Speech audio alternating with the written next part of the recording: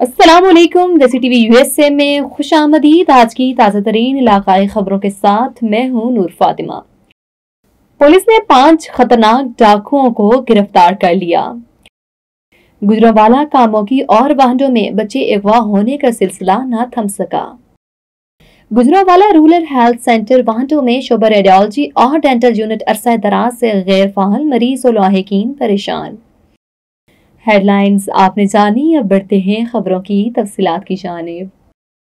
गुजरांवाला कामोगी और वाहडों में बच्चे अगवा होने का सिलसिला न थम सका।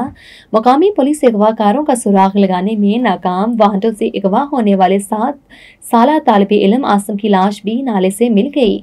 मकतूल 17 रोज कबल लापता हुआ था। अब तक लापता होने वाले 4 बच्चों की लाशें मिल चुकी हैं।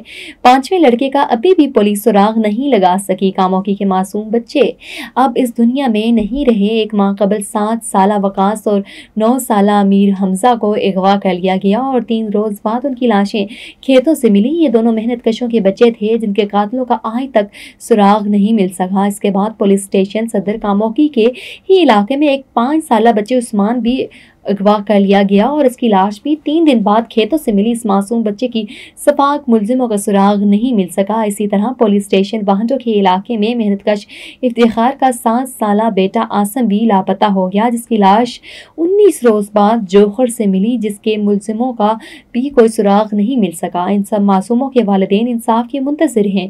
गुजरांवाला पुलिस अभी तक उन बच्चों की कातिलों का सुराग लगाने में नाकाम है, जिसकी वजह से इलाके के लोग खौफ का शिकार हैं।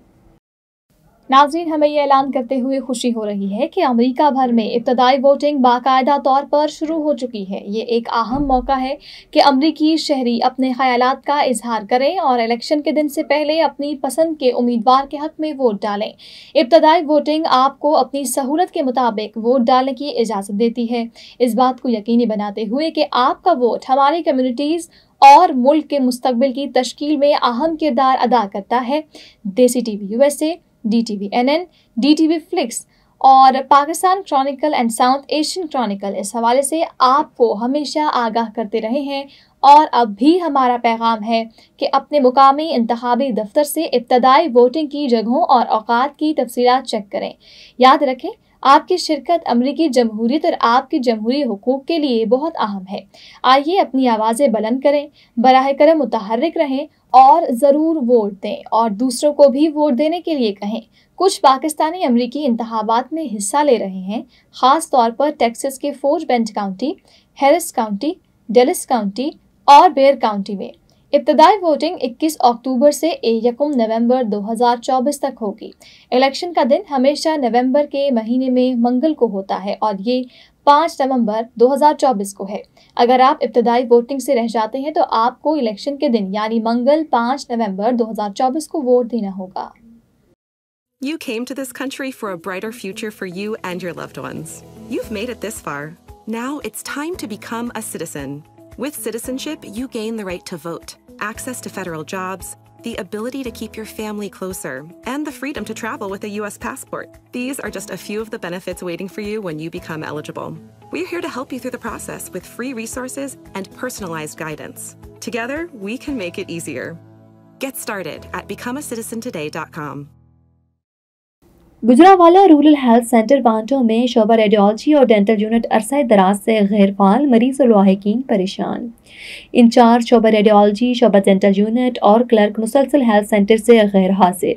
मरीजों को निजी क्लिनिक या प्राइवेट अस्पताल से चेकअप की हिदायत। डिस्ट्रिक्ट हेल्थ अथॉरिटी की खामोशी मानी खेज। कामोगी रूरल हेल्थ सेंटर वाहडों के मसाइल खत्म ना हो सके। शोबा रेडियोलॉजी और शोबा डेंटल यूनिट अरसा दराज से बंद होने से मरीज और लाहिकीन बेयारो मददगार हो गए हैं। इंचार्ज शोबा रेडियोलॉजी और शोबा डेंटल यूनिट के मुसलसल गैर हाजिर रहने से मरीजों को निजी क्लिनिक या प्राइवेट अस्पताल से चेकअप की हिदायत की जाती है, जिस पर डिस्ट्रिक्ट हेल्थ अथॉरिटी की काली भेड़ों ने खामोशी इख्तियार की हुई है।